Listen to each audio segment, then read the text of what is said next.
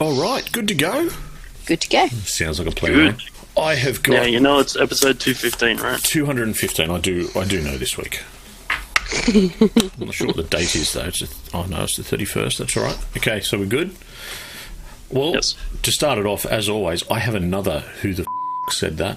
Some trees flourish, others die. Some cattle grow strong, others are taken by wolves. Some men are born rich enough and dumb enough to enjoy their lives. Ain't nothing fair. Well, I have bit of no clue this week. It's a bit of an obscure one, but it's Old MacDonald. because he had a farm. No. Yep. Close, though. Close. Everyone, make sure you tune in to Last Words to hear it. So for now, let's get stuck into the show.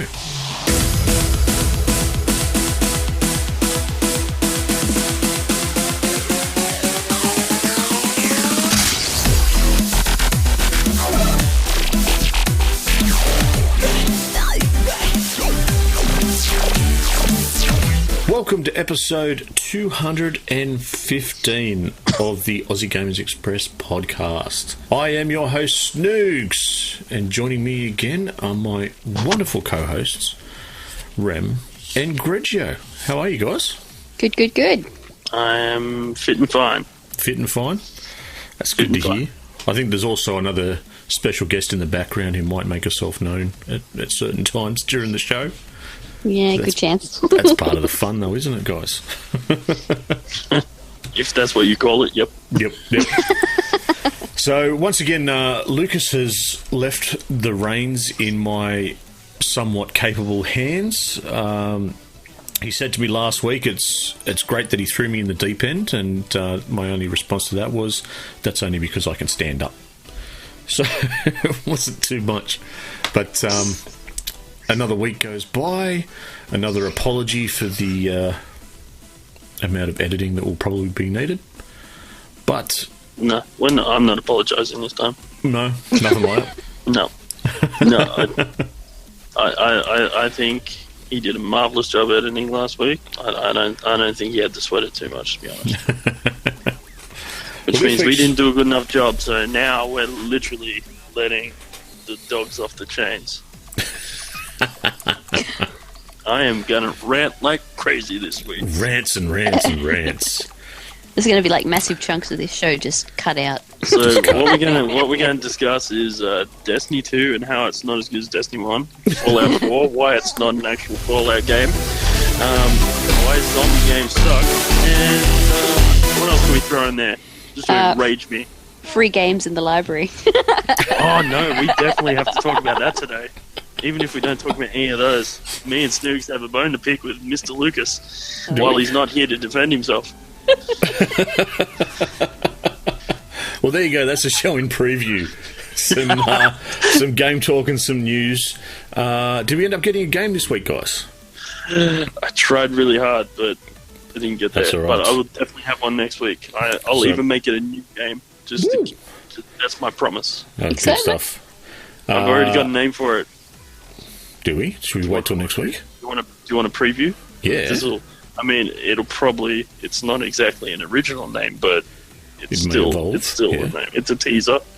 It's called PlayStation or Xbox. Ooh. So many ways you can go with that one.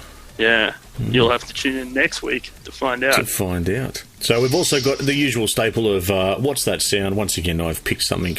Hopefully it's a bit easier this week. And, of course, to finish out the show, last words. So, without further ado, let's get into it.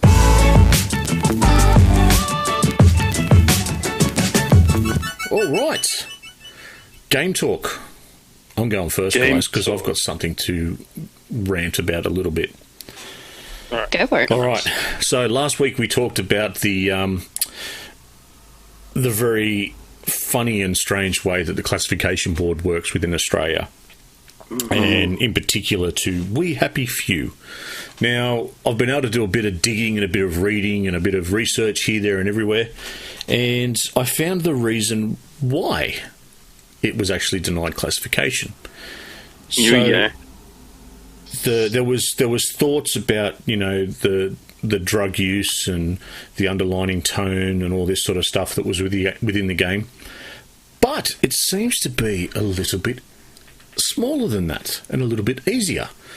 It was the font choice, wasn't it? It looked too sexual. No, it was because at the beginning of the game, you're given a choice. Now, the choice is you can either play the game and, you know, not take the drug, which is called joy, and that's how you become, you know, less and less underneath this dictatorship, or you can take the joy, finish the game there and then, and apparently get an achievement for it. Okay. And that is the reason why. Because you're choosing to take a substance? Because you get an achievement for cracking under peer pressure and taking drugs. Because you get it, because you're incentivized to take drugs. Right. Gotcha. Yeah. So while in the black and white scheme, I can kind of understand that. In the realm of just common sense, wake up, people. Yeah. Really, like, that's ridiculous. And the most ridiculous thing about it is because I found out what this game was rated in New Zealand. Now, it is quicker for us living on the East Coast to get to New Zealand than it is to get to the West Coast of the country. That's how close they are. Okay, and take a stab at what it was rated in New Zealand. M. PG-13. Fuck off. That's what I've seen from bits written around. I haven't seen box art or anything to clarify that, but 13. Wow. Yeah.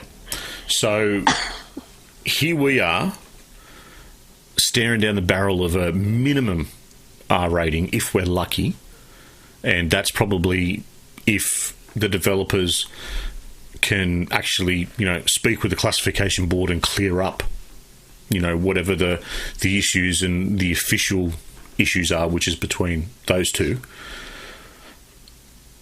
If that happens, there's a good chance it will still be MA or possibly even R-rated for a game that's PG-13 in our neighbours. That's crazy. It's a bit insane, isn't it? Yeah. Wow, natty state. Yes. Yeah, I don't mean to say this. I don't say this very often because I love my country, but our country's fucked. No, just the people in charge are. Yeah, just a select few. Every day, it just look. This week alone, we've had a good bunch of these kinds of things. You know, we've had this and GST on online items and a bunch of other things. It's just disappointing. I guess it's just one thing. Just disappointing. Mm-hmm. Anyway, let's not get into that. Otherwise, I'll rant and then Lucas will have to edit it. Well, let's look at something a bit more fun. What sort of games have you been playing this week? So, I have a couple actually. I've actually got a few. I've been pretty busy this week. Oh, so, cool. let's start off with. I've got a mobile game I've been playing that I think is cool enough that I want to tell people about it. Mm-hmm. Because I do play a lot of games on my phone. My phone is ridiculously full of games, and I could probably literally list a game every week if push comes to shove. But I don't. It's kind of not one of those things that we really focus on all that much. But I do have a game. It's called Colorblind. So it's a platformer, and it's a color-based puzzle game. I want to say it's similar to a game that's on Xbox, which I've also played for the first time this week, called Q, and I'll come back to that later. But it's a platformer based around color puzzles. So you're a little eyeball. You're called Left Eye, and your girlfriend, Right Eye, gets kidnapped by these cloud pirates. Yes, I know. The worst type. Yeah, I know, the worst type, right? Yeah. And what happens is, damn, those, not the Sea of Thieves, the Cloud Pirates. Mm-hmm. Anyway, so the Cloud Pirates steal your girlfriend, Right Eye, and what happens is when she leaves, you all of a sudden discover that because you're the boy eye, you're colorblind, and that all the color in your world has now left because your girlfriend has left you. I know, it's cheesy. That's got a bit too much feeling for a mobile game. I don't think I want to talk about this. I know, and it's got some wonderful eye puns in it. I'm going to give it that, right? Some wonderful eye puns that come thick and fast in this game. It's a clever little game. Anyway, so what you have to do is you have to go save your girlfriend. Now, you'll go platform bouncing as you would in every other platform game known to man. But what happens is there's like these paintbrushes everywhere that have got colors attached to them. Mm. And parts of the map are unable to be used until you can see their color. So you have to run around and try and collect these color palettes so your eye has the ability to see the colors in the map. So there'll be like platforms that are kind of invisible until you, say, pick up red. And then all of a sudden all the red platforms are visible, so you can now start jumping on them. And the same with, like, there's coins. You've got to collect coins along the way. Some of them will be colored coins, and you won't be able to collect them unless you picked up the color. The flip side to that, there's also obstacles and pitfalls and dangers that are also colored. So sometimes there might be like a pit of spikes. And if it's colored and you don't have that colored, you can walk through it and be safe. But the moment you pick up the color, all of a sudden you have to try and avoid it. So it's a clever little game. It does have a few little downsides. Loot boxes. No. Funnily enough, there's no loot boxes in this game, which is cool. What you do though is there's obviously checkpoints throughout the level, and there's about 3 or 4 per level that I've played so far. I've only played 5 or 6 levels in this game, and they've been roughly the same size. But as they get longer, obviously there's going to be more checkpoints. Every time you reach a checkpoint, you have the option to spend the coins you've collected to activate the checkpoint, or you can watch an ad. Now, okay. The checkpoint ads are okay because they only last for about 5 seconds. Right? It'll play the first 5 and then you can skip the ad. You have 3 lives. When you die, you'll go back to a checkpoint. When you die, you have to watch an ad. Funnily enough, it's only 5 seconds, but you still have to watch 5 seconds before you can skip the ad and then go back to playing the game. The checkpoint thing I think is a bit cheeky, but hey, what the hell? They've got to get the ads in there somehow. Considering you only have 3 lives, and there was one point in which I kind of got stuck and I just kept dying. And if there's one thing that's frustrating is when you get stuck on a platformer and you keep dying. What aggravates you even more is you have to watch an ad every 3 times you die. That starts to wear on you. Yeah, that'll get old quick. And then not only that, and this is where I start to get a bit annoyed, is between every level you then have to watch a full 30-second ad. So that's a lot of ads. It has a lot of ads in it. Now, you can pay to have the ads removed. What's that worth? It's a few bucks. Like it's not your usual $1.99 or $2.99. It's something like $4 or $5. It's decent. Yeah. But to be fair, if you're going to play it for its entirety, I'm going to guess you probably you'll get several, if not tens of hours out of it. I don't know exactly how long it is, but I can foresee that it's going to be something you play potentially for a good period of time if you want to work out and play the way through the game. So $5 for a game like that, and like I said, it's one of the better games I've seen. It's one that it's worth me talking about on here. The quality of it, the cleverness of it, even the story it's really charming. I think it's worth it. If you really want to get bogged down in it and didn't want to watch all the ads. I'm a tight ass, so I'm gonna get annoyed with the ads and I'll just deal with it. But yeah, look, it's a fun little game. It's worth checking out. I know it's on iOS. I don't know if it's on Android. I'd be surprised if it's not, but who knows? It's called Colorblind. It's free to download. Check it out. It's a fun little game. It's worth downloading and playing for 5 minutes at the very least. So, I'll bleed this into Hugh. Hugh's, I started playing on Xbox this week. If you have Game Pass, you can pick it up for free. Once again, it's another platformer with puzzles based around color. So you play as this little kid whose name escapes me. Hugh. Damn it. Hugh. Hugh, that's right, it is Hugh. So Hugh is this little kid, and you've got to walk through this world that's very grey. And this person's you pick up these bits and pieces, these letters around the place, and they narrate this story to you. Now, I don't know who this person is to you. I'm going to assume it's his mother, but I'm not sure. Essentially what happened is she created this thing called a color ring, which then had the ability to bend and control colors to her will. In doing so, she talks about the fact that she's changed her physical color and is now invisible. And she doesn't know where she is. Almost entered like a third dimension kind of thing. And she's left these letters for Hugh to try and find her. And as you play, you pick up pieces of this coloring. And then there's this looming enemy called Dr. Grey, who I haven't come across yet, but it keeps talking about this Dr. Grey. I assume I'm going to have just to wanted face 5 minutes alone. Pretty much. Pretty much. She's just in the crapper. Just go and have a look.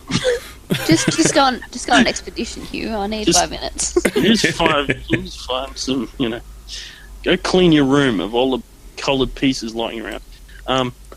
So anyway, the idea is that as you pick up these coloured pieces, it gives you the ability to change the colour of the background of the game you're playing.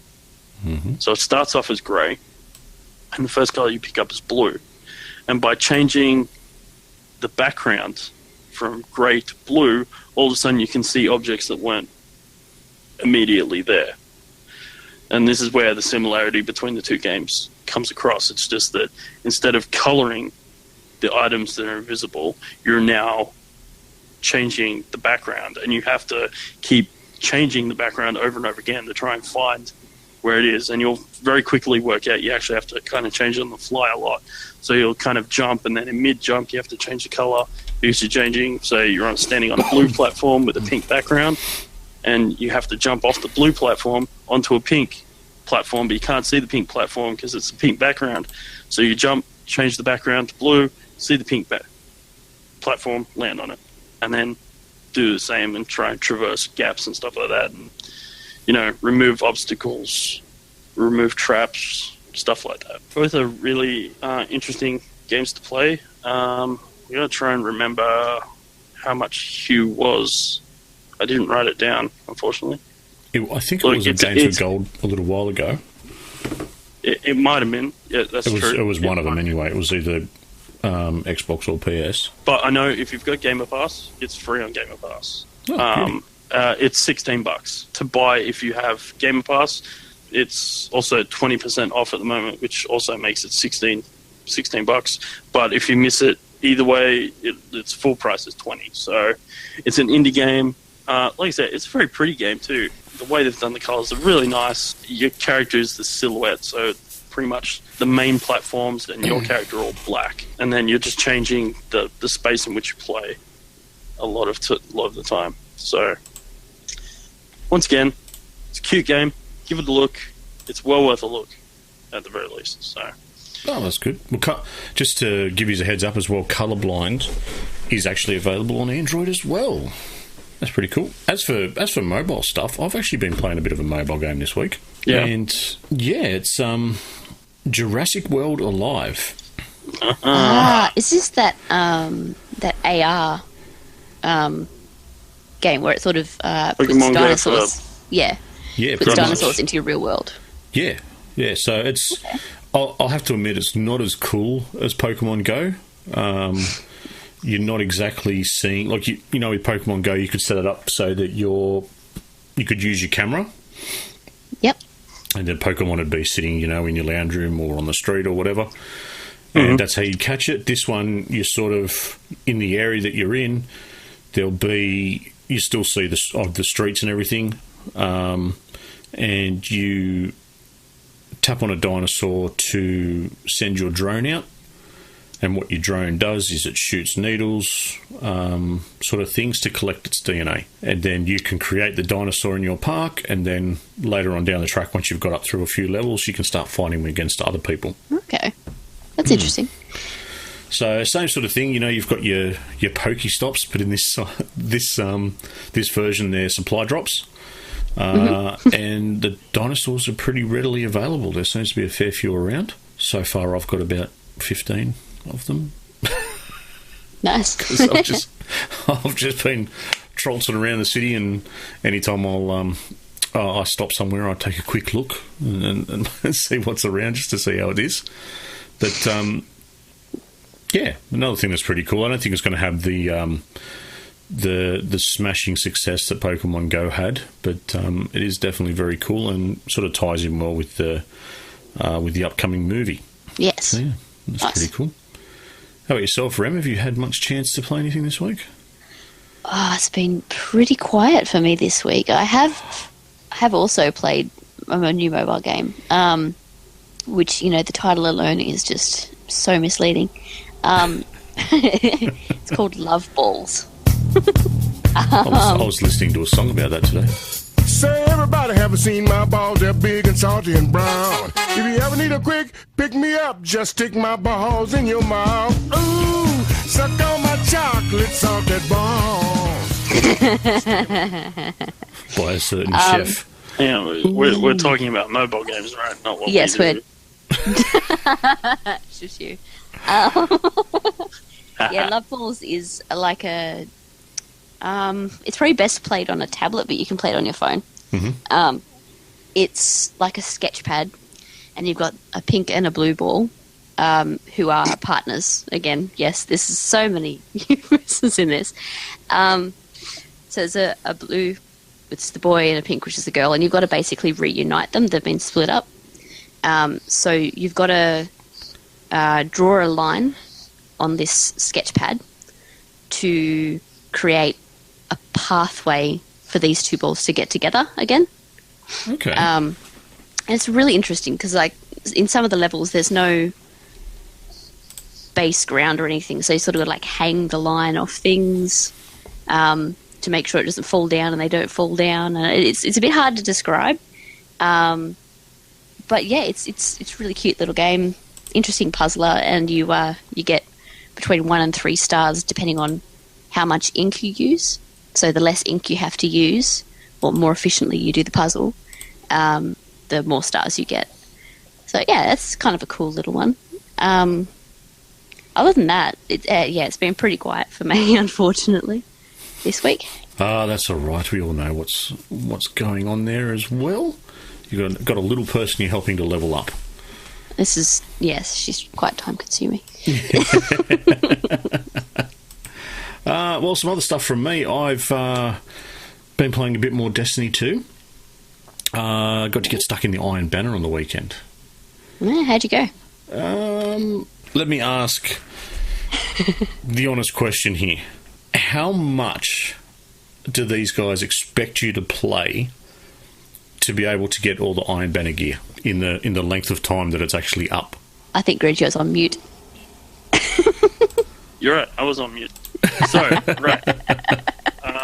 Here's the thing. You've got to get to the 50 levels. It's got 50 levels to rank up. Mm-hmm. I think it takes about... I think it's about 20 coins per level. Yep. So that's 100 coins. Yep.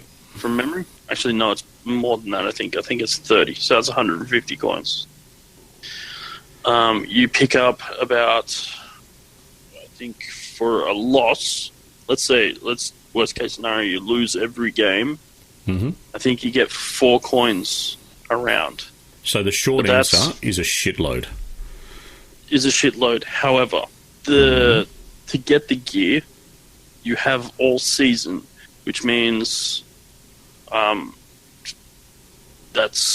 think they do Iron Banner once a month, so it's spread out over 3 weeks, 4 weeks. Yeah. So essentially, as long as you got to level 12, 13 this week, and you did that every time Iron Banner came on, by the end of the season, you would get to level 50. You should have everything by then. Yes. Okay, so I played 2 hours, 3 hours over the weekend, which really, time constraints, that's pretty good to be sitting there just doing Crucible. Nowhere near level 13, I don't believe. All right. Yeah, it's a time sink. I'm going to tell you right. I'm going to tell you right now. That's the sucker's way of doing it. Okay. All right. Here's my pro tip. I'm listening because the Titan gear is actually pretty hot. I'm telling you right now. Do not sit on a Saturday and play for 3 hours straight. If you can do that, awesome. No, do that this as is over a couple of nights. Yeah. So, my trick for leveling in Iron Banner is go in, play Iron Banner until you've finished your Iron Banner challenges. Right? So you'll have 3. You got 3 challenges you got to do. Yeah, indeed. Once you've done them, you'll get, not only will you have the coins from all the rounds you've finished, you'll have the coins for each challenge you've done, and then because you've done them all, you get a bonus bunch of coins, which I think is about 20 odd from Saladin. Right? Mm-hmm. As soon as you've done that, get off that character. Jump on your next character, do the same thing, because you have to finish the challenges on them, and the ranking is shared across all 3 characters. Oh, okay. So let's say you can do it in let's say you're a freak, and you can do it say in 5. Well, actually 5 is pretty standard. I mean, do all 3 challenges in 5 matches, right? A freak would do it in 1, but if you can do it in 5, so you've got 20 coins. Let's say you lost all your matches, that's 20 coins, plus I think I don't remember what it is for each challenge, but let's just say it's 5. That's another 15, so that's 35, right? You finished it, so you get the 20. You get the 20 bonus, so that's 55 coins. I think I did the math right. Sounds right to me. So this time of so night, it's 55 definitely right. coins. Yeah. So 55 coins. You do that over Cash 3 them in. characters, yeah. Do that. You've got 150 coins. So I'm going to suggest that my math's wrong on how many coins it is per level. If you just did all 3 characters per day, that'd be 5 levels a day. Okay. So you could get to level 25 by the end of you could get to level 35 by the end of the week. Just by doing that alone.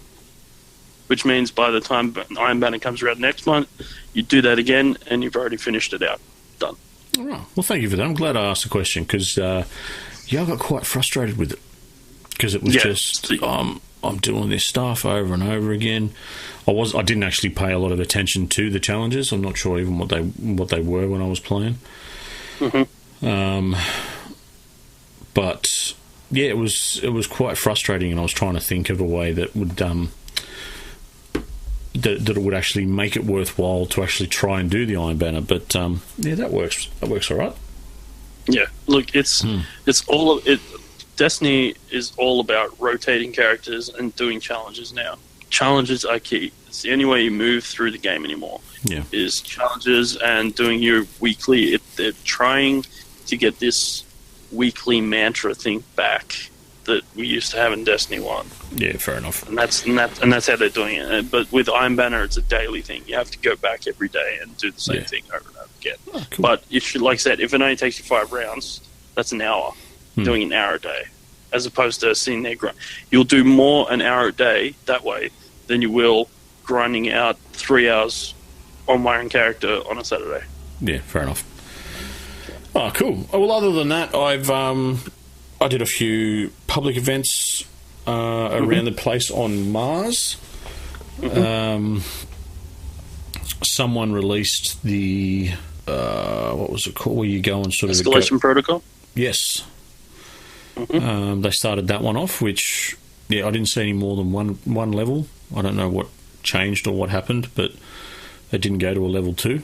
Really? Just sort of finished after one, where it said the high value target had been killed. Yeah, and that was it. you got your loot, Got my loot and walked away. and then there should have been like a counter in the corner saying, "Find the next thing." Oh, But there you might- haven't finished the story, have you? No, I haven't finished the story, so I can't find the next. I just jumped in with someone else doing it. Yeah, right. So Yeah. they haven't fired up the next round. Which Yeah, is, okay. So in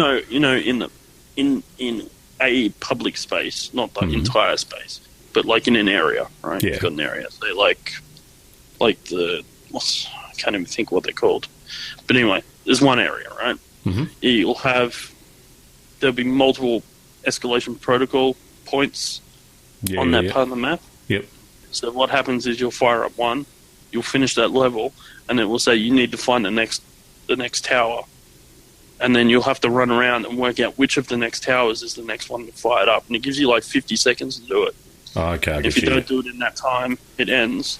But if you do it in that time, it fires up the next level. So that's how that works. All right, well, that's cool. 6v6 was back with Iron Banner.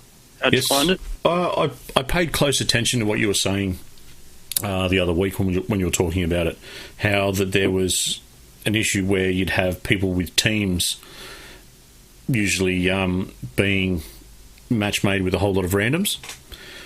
And I found out this time around it was actually pretty fair. For instance, in my squad, there was 3 who were in the same clan, and then myself and 2 others who were 3 different clans. And the other team, I think there was 2 in a clan, and then the 4 were randoms. Yep. So, and that was pretty much, we stayed in the same sort of rounds, for the time that we played it. So that was good. It was a lot going on. That's probably the biggest change compared to Standard Crucible. And I actually owned quite a few games, quite a few rounds. Yep. I mean, I don't do too badly in this new 4v4 variant. I don't mind it. It's definitely slower paced than 6v6. Yeah. So when I first brought it out, when Destiny 2 first dropped, I mean, I wouldn't say I was a great PvPer in Destiny 1. I was better than average. I'm happy to say that. But when Destiny 2 dropped, then it was 4v4. It just slowed that pace down and gave me so much more time to think about stuff that, I murdered kids. But once 6v6 came back, look, I'm going to be honest, I was happy as a pig in shit. I'm going to be honest. I pooping on kids. The thing with the matchmaking, I think the thing that makes it better is the fact that it's Iron Banner and everyone's playing Iron Banner. Yeah. So there's more options for the matchmaking to work. In normal competitive mode, it's not as clear cut. Everyone's just playing standard mode. It's the hardcores that play, Yeah, exactly. competitive mode, and there's generally not enough teams to go around, so you end up getting teams match made with singles, and that's where it ends up playing out. But the thing with Iron Banner is everyone's playing it. Like, nothing else is going on when Iron Banner's on. Everyone just smashes that for a week, and then they go back to whatever it is they're doing. Like, you can't do anything. You can't do a raid. You can't do a strike. You can't do anything. Getting match made for a normal Crucible game, forget it. It's never going to happen. That's one thing I did notice. There was nothing else happening. No one in the public areas. It was just But as soon as you went into the Iron Banner, bang, you're in. Well, how about we get into the big release from this week? Sure, let's talk about that. Let's talk about that one. So the 30th anniversary collection, yes, Correct. of That's correct. Street Fighter Yeah. has been released across everything. Well, you're probably the best one, Greg. Fill us in. All right, so obviously 30 years of Street Fighter, they had to celebrate somehow. So what they've managed to do is they've picked 12 Street Fighter games to put into a collection. I won't go through every single one of them, but there's the original Street Fighter, Street Fighter 2, there's about 5 different versions of Street Fighter 2, all the Street Fighter Alphas, and all the 3 versions of Street Fighter 3. It's you and I played it the other week. We did a video on it. Go to our YouTube and watch it. Me and Snooks did a Let's Play. We had a lot of fun doing it. The competitive nature come back out. There Certainly may have did. been tongues out and biting and grunts involved. There were some moments where we went quiet, and then we had to apologise to everyone because, like, I know we're supposed to be talking, but this is starting. We're fighting. Sheep stations Shush. are starting Yeah. to all of a sudden appearing, and like We're not competitive at all. No. Disconnect this controller. I hear the button mashing. So it's actually a really nice job they've done with it. I think it's really easy to jump in and out of each of the games. It's really quick load times. You can jump in and out of games really quickly, so you can play one thing at 1 minute, and the next moment you can be playing something else. It's really easy to navigate. Mm-hmm. They've added a save feature, which is really nice, especially for the casual players, the ones that want to try and get through the actual game. But beforehand, I remember back in my days, I'd be either my friends would come over to my place or I'd be at theirs, friends, and we'd be playing Street Fighter, trying to get through the storyline, and we'd be taking turns fighting, and you get to the boss and you'd spend half a day like trying to beat him, and you get to sort of like lunch or something, and you'd sit there and pause and hope that something didn't happen to your console and destroy half a day's work. Yep. And then you come back and then you keep playing, and next thing you know, it's dinner time and you have to stop again and hope that there wasn't a blackout, otherwise your whole day gaming. Or the dreaded mum finger that would come and Or turn the Good old dreaded mum days. finger is like, I told you guys to turn this off. Like, what the hell? You understand the pain and sacrifice I went through, woman? What? I know you gave birth to me and fed me, but I don't care. You just destroyed Right now, you're dead my to me. life's work. No, so now you can save any point in the game. So if we're in that situation now, I can literally save at that point. I can even jump off and play another game. Like, I can play another Street Fighter game. I can even play the same Street Fighter game. I can just play versus, or I can do some training. Like I said in the podcast, you might have something that's just a weak point where you're playing, and you can just save it, go to training, practice that weak point, get better at it, come back, load your game, and then take off where you were and keep plowing through the story. And I think that's wonderful. Other stuff they've added is there's like a museum section which has a bunch of like concept art and like pitch notes, the original pitch notes for the original Street Fighter, which has like drawings of the arcade machine and controls and original character developments. So we had a chuckle at some of the characters, Yeah. and some of the slightly racist, Some of the non-PC. non-PC bits that sort were of put into it, descriptions for their characters, and some of the names they came up with were just so generically, stereotypically racist. It wasn't funny. Yeah. Like Zangief's original name was something Vodka Gladovsky or something like that. Yes. And just like, what the hell? You can't call the Russian dude Vodka as his first name. Blanka was one that was like a beast monkey man called Anabibi. Yeah. Anabibi. I was like, what the? And then there was the first concept of Guile, who was just a character for Americans to play. Yes. Because clearly they won't play any other characters except the American one. There was also what was? Did they just say he was Asian, or did they say he was Chinese? To be E Honda noticeably had Japanese. had to be noticeably Japanese. Yeah. So had that to be foreigners would overly Japanese, understand. so foreigners would understand. Yeah.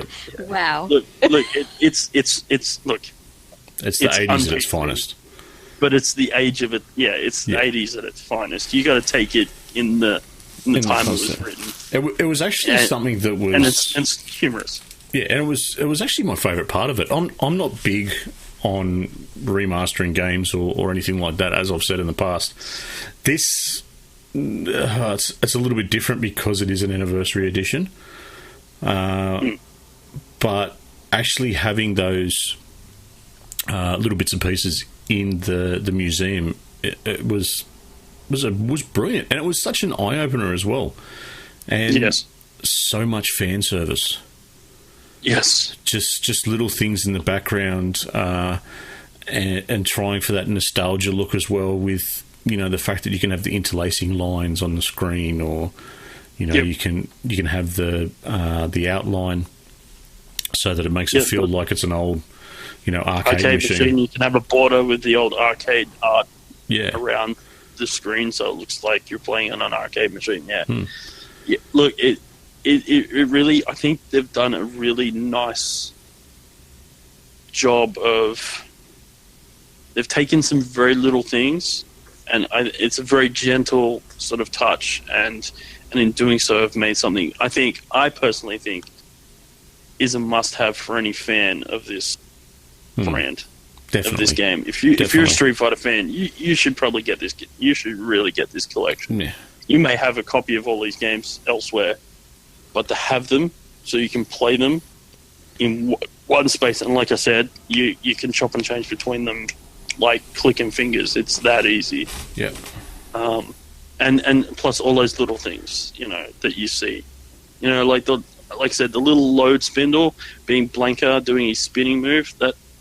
That right there, you geek out when you see that kind of. And I did on the video. So go on YouTube, watch the video, and listen to me geek out about Blanca spinning on the load wheel. yeah. So on our YouTube channel there is Gretchen and my Let's Play video, and there's also a bit of an overview that Lucas put together, so that you can get a bit of a feel and see just what the ins and outs of it are. But the Let's Play obviously has got a lot more in it, a lot more in depth, and you get to hear us yell at each other and Try and beat the snot out of each try other. and beat each other. Yeah. So here's the big question. Did you feel at a loss to not have the joystick and the massive big buttons to bash?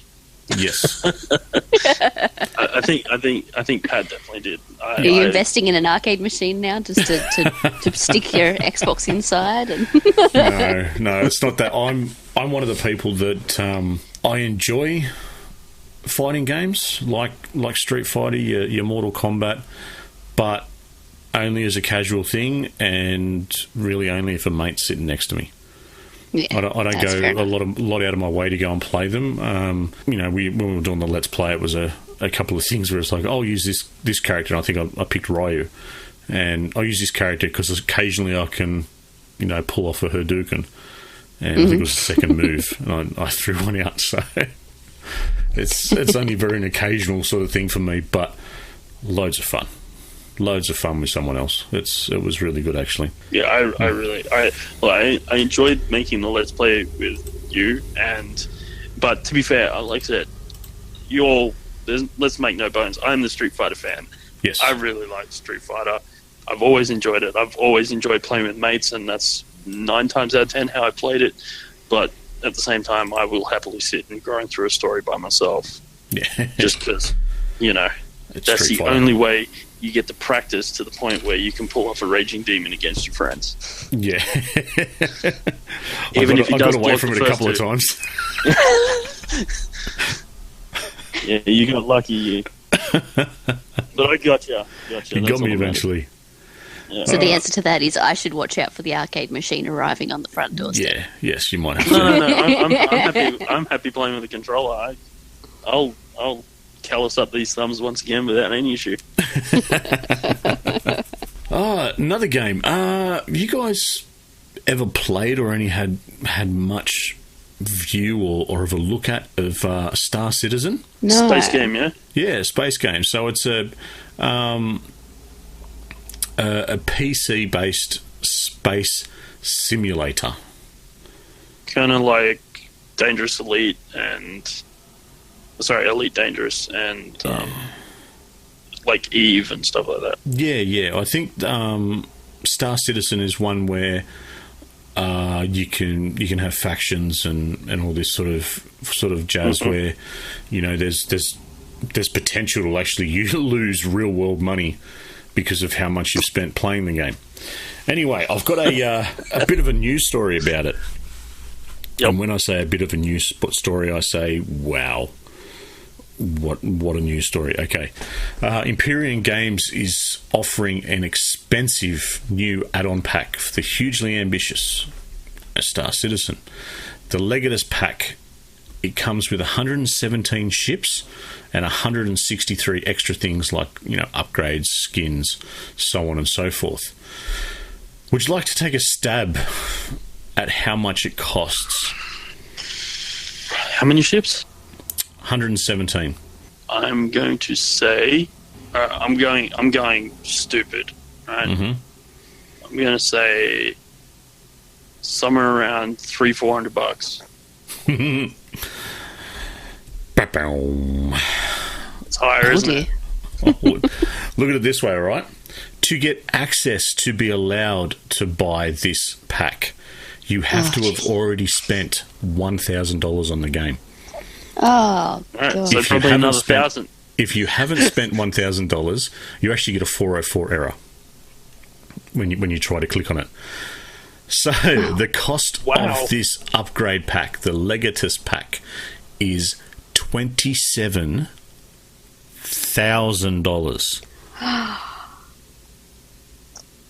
Should Wow. be called douchebag pack.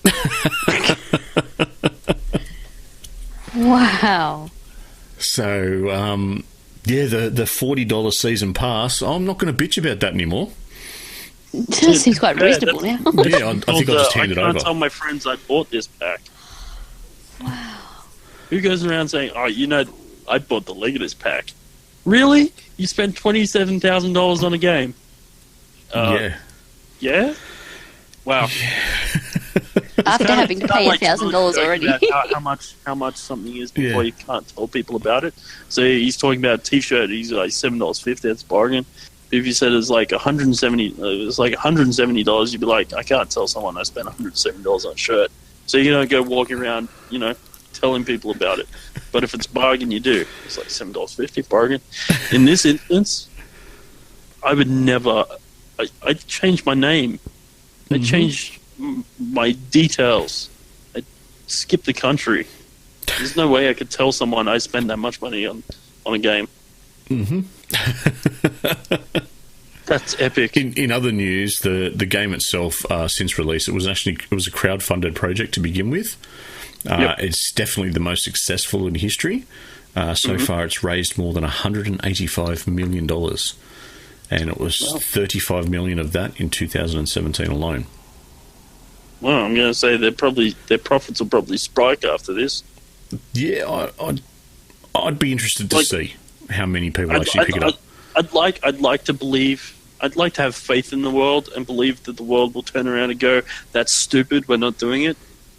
But the world lets me down. So Yes, I mean, gone. they've let There's- microtransactions in the AAA games. So you know, it's over for me. It's Someone will done. buy it. Yeah. Many someones will. Yeah. Yeah, And to look, top it all off- look, I'm sure they're all, oil sheiks and stuff like that. They're children, What'd you buy your son for his 8th birthday? I bought him the Legatus pack for Star Citizen. So yes, well, it comes with 117 ships. That's almost the total number of ships available in the game. Wow. That's almost 170 ships you'll probably never use. Yes, I dare say so. You'll find one that you love, and that'll You just be find the one you love and that's it. You're just like, the rest are dead to me. All right, I couldn't believe it. Speaking of money, Yes. we had a discussion last week about Fortnite injecting $100 million into its prize pool for its first year of competitive online playing. right? It's foray into esports. And at the time, we were kind of, that seems like a lot of money, but we didn't really have anything to gauge it against. So I did some digging, and I found some very surprising figures. To recap, Fortnite is injecting $100 million into its first year. We're all agreed on that, yes? Yes. All right. So, League of Legends. Last year's prize pool. Just last year's. Does anyone want to have a guess what the prize pool was for League of Legends?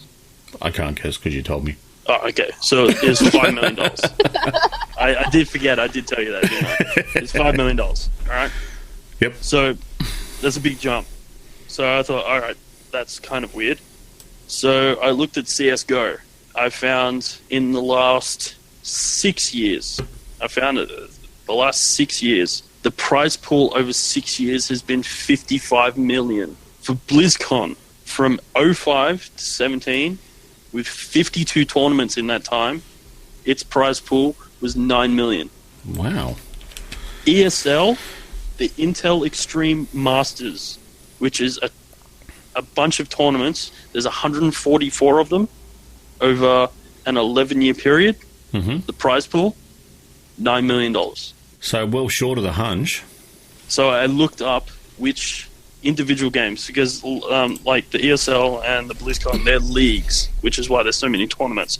I looked at which game has the largest prize pool, which game is number one by prize pool size. Mm-hmm. Dota 2, which from 2011 to 2018 has had 927 tournaments, has had a prize pool, a total prize pool of 142 million. Okay. So what this tells you, so I can sum this all up, is that in the top 100 games ranked by prize pool, Fortnite just went from not on the board to second on the board in 1 year. And they Wow. beat CSGO, which is at number 2 and has been on the board for 6 years now. That's nuts. And if they do the same thing again the next year, they will eclipse the number 1 spot in 2 years. And the number 1 spot has been worked on for the last 7 years.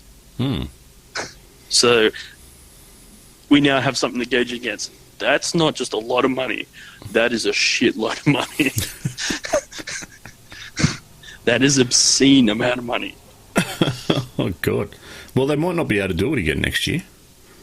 Well, maybe not. Maybe they'll just, they'll get the numbers 2 spot and they go, all right, we can't afford to do this again, That's so enough. we'll just sit there while we wait for CSGO to sit around for another 6 years trying to catch us. Well, the reason I say they might not be able to do it, the developer of PUBG has finally filed a lawsuit against the creator of Fortnite on grounds of copyright infringement. PUBG Alright, so Corp, which is based in Korea. technically, they filed for it in January. It's only just become public in the last Yes. little while. Yes, they did technically file it in January. But I'm gonna suggest that Fortnite will be fine. I think so. There's call that because PUBG was classified as the first standalone battle royale, that's got something to do with it, and PUBG Corp has concerns about Fortnite's UI, gameplay, and structural replication as it relates to the similarities between the gameplay and systems in both PUBG and Fortnite. All right. What throws a bit of drama in there, though, PUBG Corp apparently had a business relationship with Epic, as the Korean studio licensed Epic Unreal Engine for PUBG. Hang I on. don't know what they did with it, though. So take it back a step. What was that? It was isn't Epic has the engine? PUBG uses it. So PUBG had a business relationship with Epic Yes, because PUBG is running Epic's Unreal Engine. exactly. Yeah. Yes. So that's what makes things even cloudier. It's just it's all a bit of a. But here's the even yeah. better. Here's the even better part of this. Mhm. Is, well, not only are they probably not going to get this through, because no court's going to sit there and listen to the fact you stole our genre. That's never going to happen. Yeah. The fact is that both companies are actually owned by the same parent company. Oh, are they? Yes, they're both owned by a Chinese company, which is actually becoming one of the biggest game companies in the world because of how much it's buying into the gaming industry, and it's buying up both sides of. 9 times out of 10, it's buying up both sides. I can't remember what the name is. I was only reading this the other day, and it's just the names. Talking about Tencent? Yeah, Tencent. There we go. Okay. So Tencent actually is the parent company of both Epic and Bluehole, if you follow the money, right? And not only that, they own a bunch of other stuff. But in most cases, they generally own competing companies. You just don't know about it. Yeah, but they're slowly becoming the largest gaming owner in the world. Very cool. So, speaking of buying companies out, do you know Avalanche Studios was bought out? No, I Just did not. recently. So, Avalanche, those who are going, who's Avalanche again? They're the guys that created Just Cause and Mad Max. Mm-hmm. This time last year, a company called Nordisk Film bought 20% of the company, and then just recently bought the rest for €89 million. Nordisk is the owner of the largest chain of cinemas in Denmark and Norway. They're a media group, and they're looking to get into the games industry because they see it as a growing industry and they want to invest. So they've finally bought out the remaining shares, and the estimated value of the company at the moment is €117 million just for Avalanche by itself. So should be interesting to see now what comes out of their camp now that they've got a new owner. The owners of Avalanche are very happy, obviously, with the sale. They've made some money on it, so they're like, "Yep, we started this from nothing, and it's now worth this much. We're sweet. We got paid out. Yeah, we got paid out. We're good to go." So that's pretty cool. Nice. And then, if we want to keep talking about legal issues, it's not a legal issue yet, but it might become one. Did you hear about the trouble Paladin Strike had? No, didn't know it was in a having strike. Paladin Strike is the new iOS version of Paladins. Mm-hmm. They put out some press promotional stuff, some artwork, and a keen-eyed Reddit user pointed out that they were using Overwatch artwork as some of the promotional work for their game. At which Hi-Rez had to very quickly back out and say that the work had been outsourced, it had not had the proper oversight, and that moving forward it would. So it was using the splash artwork for the load-in for the Liang Towers map on Overwatch. Mm-hmm. So that night scene, that it was in the background of one of the Paladin's characters doing whatever it is they were doing, striking a pose.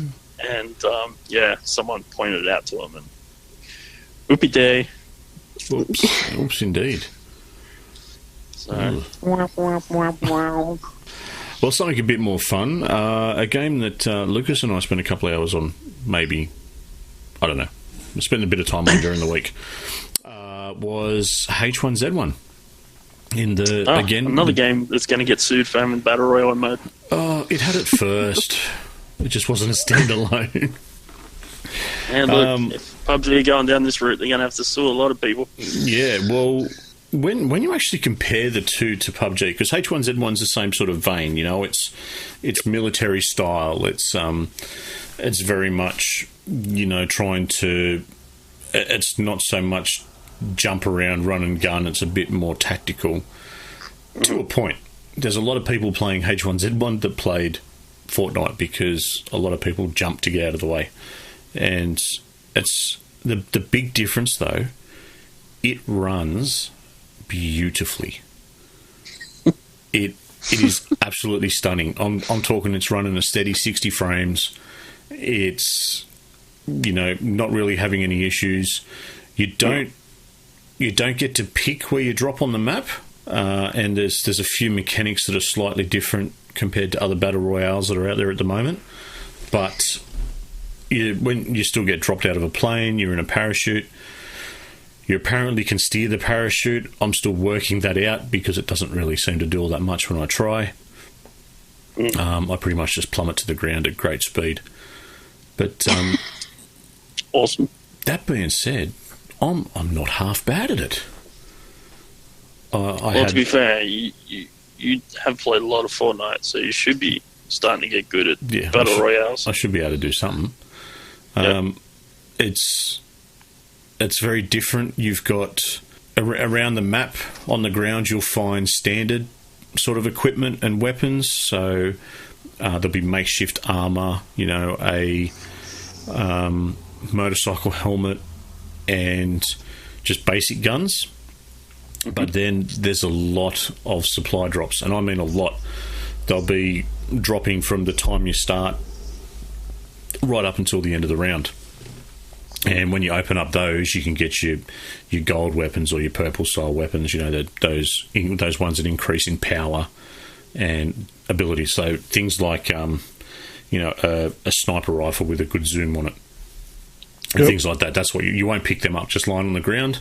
You'll have to pick them up in a crate. So it's very similar, and it feels very much the same. But everything about it is so quick, so smooth. It looks absolutely stunning. I'm still getting used to the mechanic that a lot of people that have played a lot of it are using. For instance, one of the big things, if you jump out of a car at speed, you don't seem to get any damage. You literally just sort of jump there. So that gives people the ability to come screaming up near you in a car, jump out, and they've got the jump on you, so to speak. Which makes things a little bit, let's say, interesting. But other than that, it's a lot of fun. I love Battle Royale, though, so I don't really understand why I enjoy it so much. All I know is that I do. It's the main thing. Yes. Oh, well, you guys got anything else? I have 2 more bits of news. Shoot. So, for those that haven't heard, Sony Interactive Entertainment's Investor Relations Day was happened this week, where John Cadoro, I'm going to spat that out, who's the CEO, addressed the investors with the statement that the PS4 is nearing the end of its life cycle. We all go, well, yep, that's probably true. He spoke about the fact that over the next little while, they've pretty much sold the lion's share of their hardware. It's now going to have a focus shift from selling the hardware to moving on to player engagement and keeping that player engagement over the next several years. Obviously, because there'll be a less focus on bringing out new hardware, so that won't be the flashbang stuff that keeps people going, ooh, I want to play a PlayStation, or buy a new one, for that matter. However, he did talk about PSVR, said that it is growing despite an overall low growth rate for the industry as a whole. He also said that from now until March 2021, Sony will, quote, crouch down once to grow further into the future. What that means is a bit interesting, whether that's just a euphemism for we'll probably have a downturn in sales and a ramping down of stuff leading into getting a new console, or whether there's something else that means. Maybe it'll be a crouch down to come to the party for cross-platform. Maybe they might be taking a knee. Let's hope so. Meh. I'm not. I'm not. Hey, Not highly optimistic there. yeah, Oh, look, I don't can want drink. it. So sure. So that's Sony news. I just thought it was interesting that people Yeah. know. indeed. And then my last bit of news is about Need for Speed Payback. So it's got a June update coming, where it's going to add some shiny new stuff to it, like under the hood graphics. So now when you're hanging with your peeps, you can pop your hood and check out your motor, which I know everyone's itching for. The more meaty substance is they're adding space for more livery presets. So at the moment, once you create 50 liveries, you're done. You've got to start deleting them to create new ones. You can hear the pain in my voice because I haven't been playing it that long, and I filled it. I'm done. I can't make anymore. I had to delete some today just so I could paint the car a different color, so I could see what I was doing it with the bodywork. I wasn't happy. No. But give it a little while, I will get another 50 spaces, so they're pumping it up to 100. They're adding some more parts, more specifically wheels. So the wheel library is going to get boosted. There's going to be 8 wheels per manufacturer, and there's three or four. So that's 16. What's that? 24.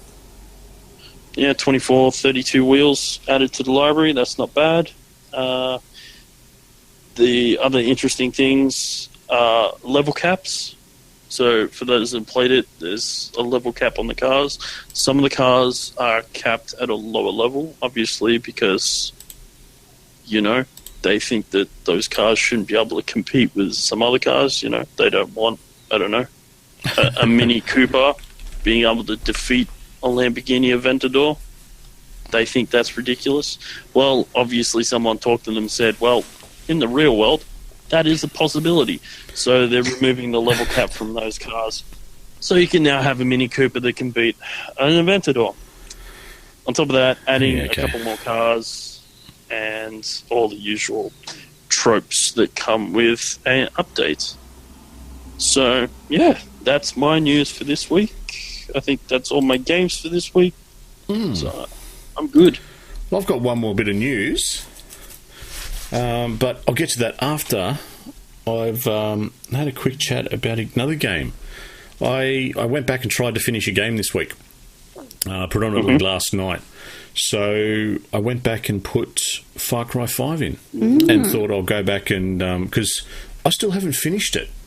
I said a few weeks ago I was doing Faith's region last, which is the region where you've got, a lot of the drug bliss is growing, and it just annoyed me. It was just an annoying region. The character Faith annoyed me, and it just got too samey for everything else. And unfortunately, after going back to it, I don't have anything new to say that's really sort of glowing. It actually borderline put me to sleep trying to play it last night. And it wasn't late. It was, 10 o'clock at latest, and it was just, no, I've got to turn this off and go to bed. Too much bliss. It must have been. I got in the time I was playing it, I got a lot of glitches, mainly when I was trying to do missions to meet up with the person of the mission. They'd get spooked off because there was a gunfire or something in the area, and they would run and literally run into a mountain and disappear. So the little thing would say this is where they are, but they weren't actually there because it was just an empty field. So that happened on a couple of times, and then it was just frustrating. I was trying to get into a game with Roy Boy, couldn't figure that out properly, and ended up just being, no, I'm done. See you later. So yeah, unfortunately, still haven't finished it. Bit of a shame. Have you played it yet? No, I haven't played it yet. All right. I guess I was kind of waiting for you so that I could I could steal your copy. Okay, well, it's here. Which I think would have actually made, if I'd actually managed to do that this week, that would have made it my wedding week of games. Yeah. Because I would have then been able to play. I had played something old, something new, something borrowed, and something blue. Or in this case, Hugh. Hugh. Oh, there you go. We'll have to do it next week then. All right, well, last bit of news from me. Channel 1 on Sundays from 10 a.m. to 1 p.m. Australian Eastern Standard Time. Do you guys ever watch the telly on Sunday Arvos or during the middle of the day on Sundays? I'm usually playing Xbox, but I might be able to make an exception depending on what your news is. So, yeah, Channel 1 is actually showing esports. Gfinity Esports Australia has announced a partnership with Network 10 to show the 2018 Gfinity Elite Series Australia League on free-to-air TV. The programming will kick off in June with Rocket League tournaments. The broadcast will include 5 weeks of the regular season and the 2 finals weeks. So this deal will be in conjunction with Hoyts as well, because Hoyts are showing it in their cinemas. Mm-hmm. So you can either watch it on your TV at home, or you can go watch it on the big screen at Hoyts. Yes, and if you go and watch it on the big screen at Hoyts, you can take your controller in your hand and just pretend that you're really good. Yeah. And it'd still be dark enough when no one notices. Yeah, no one will notice. Just don't push the button, because the big light comes on and everyone looks at you like you're an idiot. And don't make the noises like the...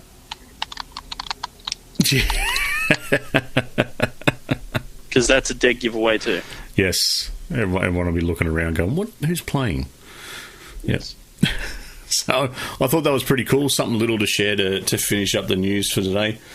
And, yeah, keep an eye out. We'll have to keep an eye out for that, see how it actually goes.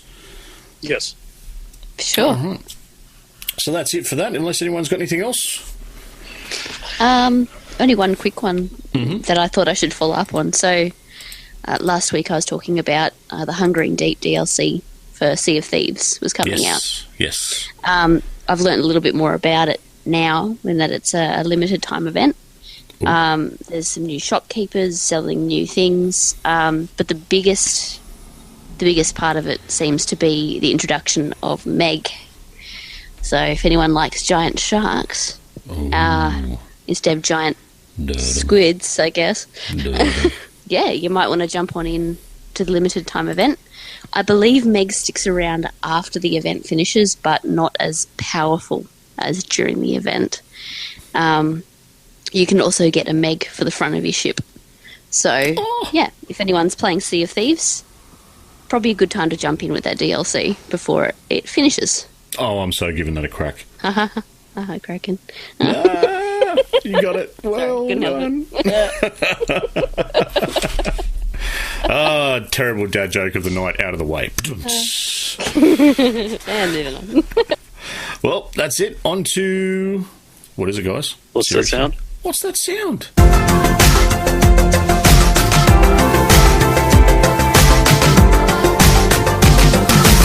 What is that sound? What is that sound? So, the sound from last week. Did you guys get that one? Did you get it during the week at all? No, but we had quite a few people who did. You told us straight after anyway. Cause I did, didn't I? You took pity on us. That was like a week ago. Come on. You like put a bullet in, like Old Yeller. You just took us out the back one. Boom. I'm sorry. All right. Well, for those listening at home, this was last week's What's That Sound? Hopefully it comes through. Nope. Nope.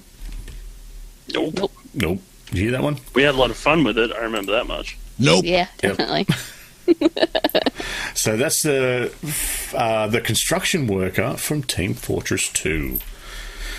And we had a few people get it right this week too. I also wanted to say it actually sounds like Mr. T saying nope. It does, doesn't it? Kinda. Yeah. Because it reminds me of who Mr. T voiced, funnily enough. The security guard, the cop from Cloudy with a Chance at Meatballs. Oh, yes, of course. Oh, yeah. My son, cow. Nope.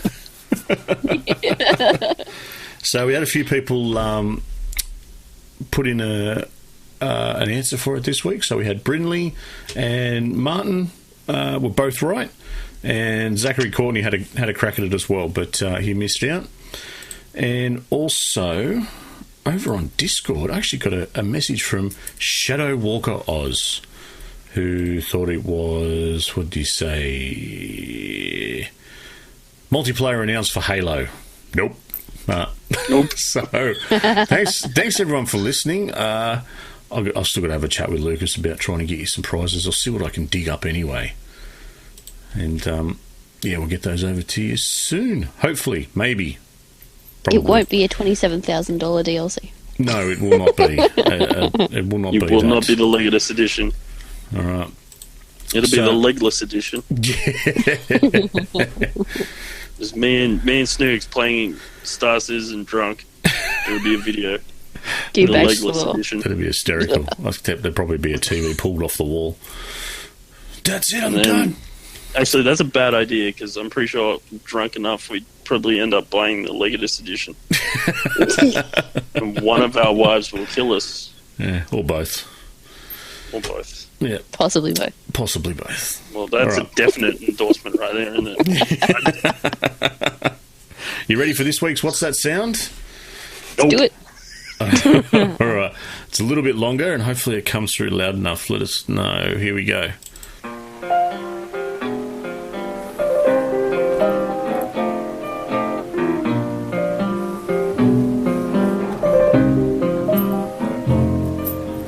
It's all over, but the cry.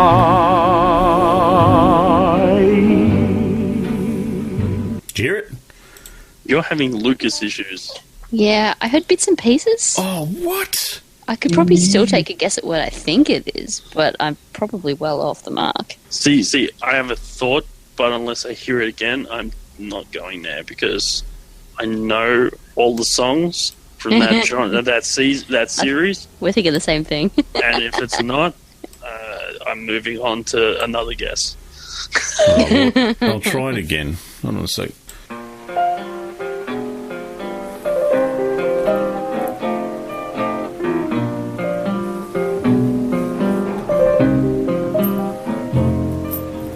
It's all over, but the cry.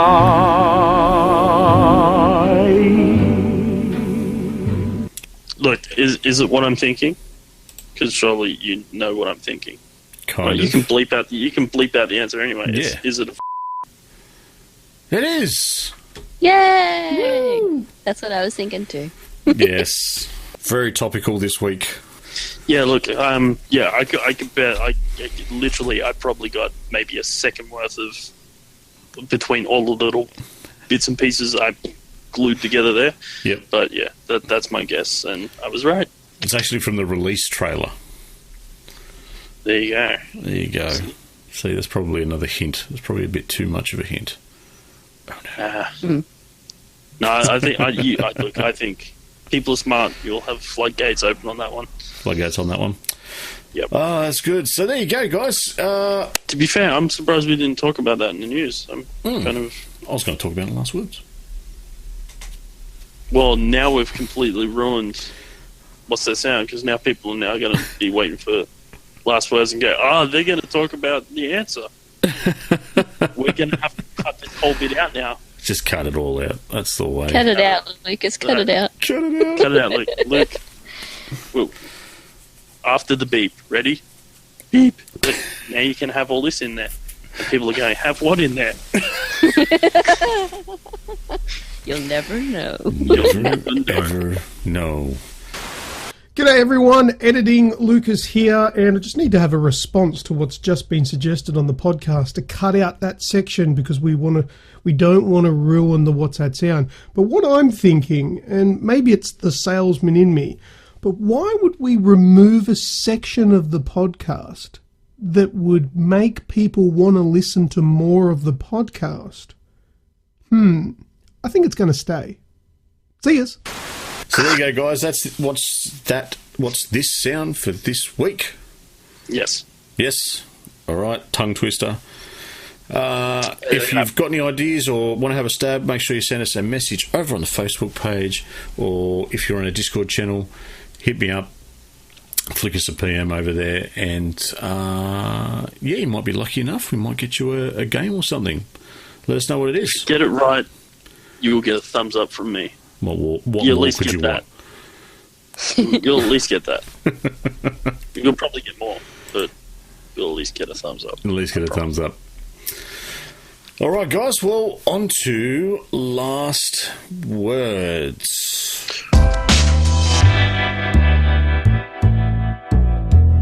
All right. First thing up for last words. Do you remember what we had at the start? The who the said that? What we had I was... recall not knowing. You recall not knowing?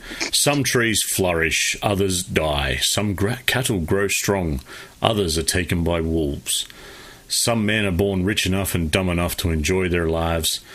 Ain't nothing fair.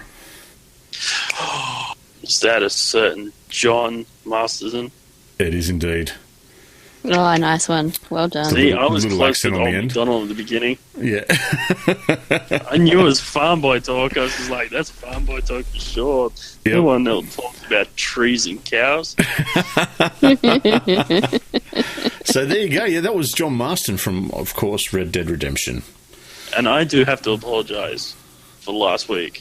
I did refer to him as John Marsden many times. And just so we're clear, John Marsden is an Australian author, not a cowboy in Red Dead Redemption. He wrote very good books, but never shot anyone, never rustled cattle in a video game. That we know of. There you go. All right. Well, I've got two little things for last words. First and foremost, of course, is the big bit of news, the big leak. Well, not real leak, I suppose. The big tease that was released today is Fallout. Yes. Not really that much of a tease for me. No, well, I know we all know your feelings on number 4.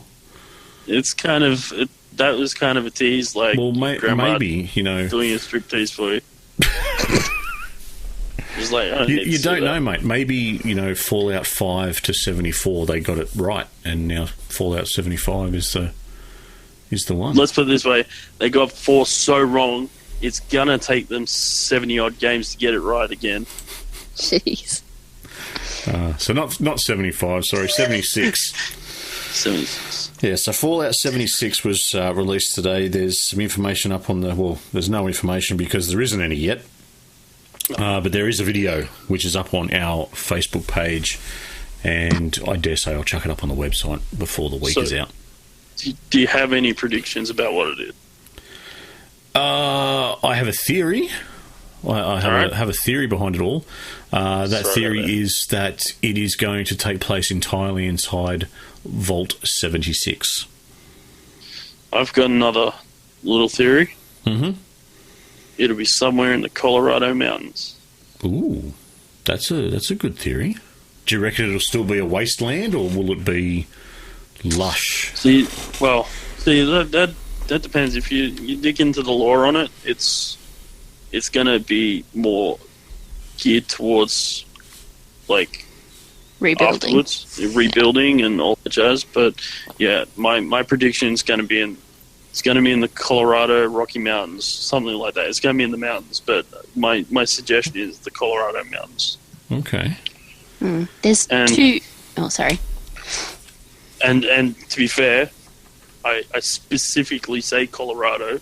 Like, I could just say any mountains in America and I'd probably be right, but I specifically say Colorado because of the song they used. It's actually singing about going back to that part of the country. So that's why I can't actually remember what song it was. It's Country Road by John Denver. Country Road, wasn't it? I'll play a bit now. Hold on a sec. We'll have a look again. To be fair, we don't have Radicus here to tell me like what that came in the hit parade when it first released. Where are you, Radicus? What have you I gone? need you for your knowledge of music back in the day. When you're an old man. West Virginia. Is that one playing for you? Can you hear that one through there? Oh, in and out, yeah. Yeah. Oh, yeah. Life is all there, older than the trees, younger than the mountain. Nice. Anyway, Take Me Home Country Road. Yeah, so that's a little bit of a tease. We've still got a couple of weeks to wait. I don't want to wait anymore. I want to know now. Oh, well. but yeah, look, there's lots of rumours swirling around it. Online survival game, all that jazz. Like, I'm going to be disappointed if it's an online survival game. I really will. Yeah, because I'm going to be really disappointed if it's a battle royale. No, I want a Fallout game. I want a true Fallout game. You want That's to what pull I that want. one. Yep. I'm a Fallout 2 actually. Fallout 2 is the best. Yeah. You know what? Talking about remasters and Bethesda, everyone jumped at the thought that they were going to remaster Fallout 3. I was just like, no.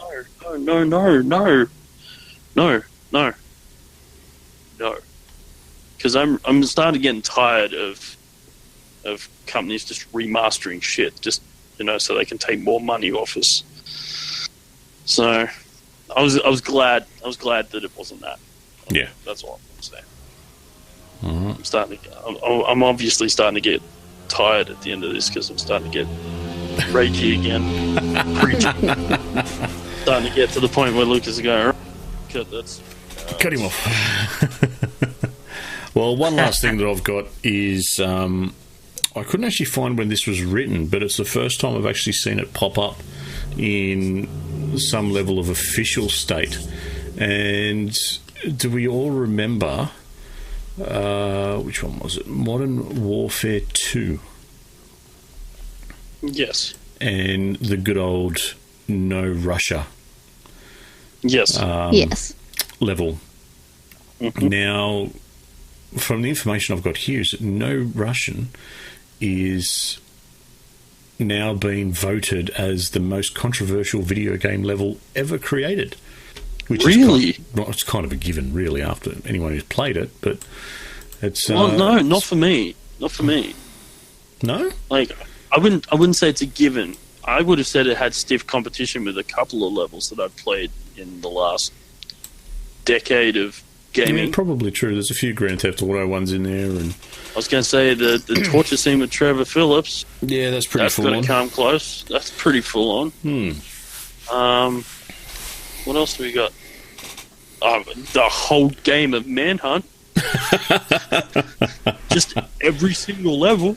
Yeah, but I've actually got a statement from the level designer for No Russian, which is Mohammed Alavi.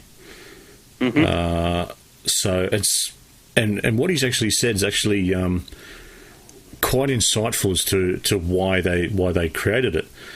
So they were trying to do three things when they did this level: sell why Russia would attack the US, make the player have an emotional connection to the bad guy, which was Makarov.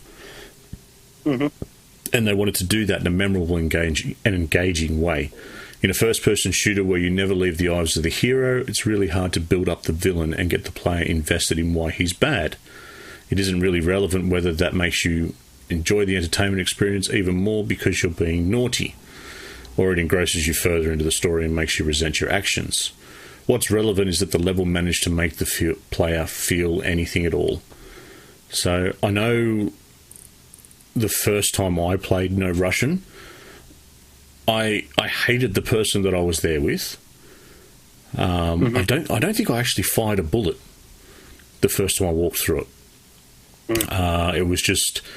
It was very full on. Obviously, you get the prompt at the beginning that you don't have to do anything. You don't have to play the mission, and you can skip it at any time. And obviously, you don't actually have to fire a bullet; it just does what it does. But yeah, it's actually pretty insightful that they used it as a means to to get that emotional response for you to actually want to hate the villain that little bit more, which I thought was pretty cool. They failed with me then, miserably. And this level was so hyped up. By the time I played it, I was just like, meh. And then just opened up. Is that a bad thing? No, I don't think so. I'm just like, that's the level's there to be played, you know. And look, just play it. Just there, it's done. Just do it. I don't have an emotional reaction. I'm not actually killing people. It's a game. I treat it as such.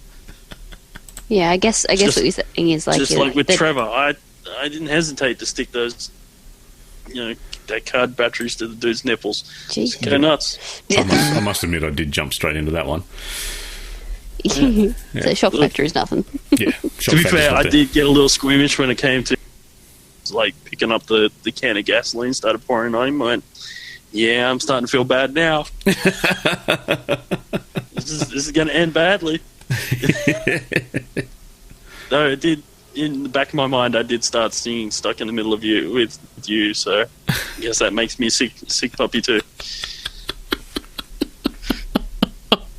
For those that don't get that reference, you need to watch Reservoir Dogs. No.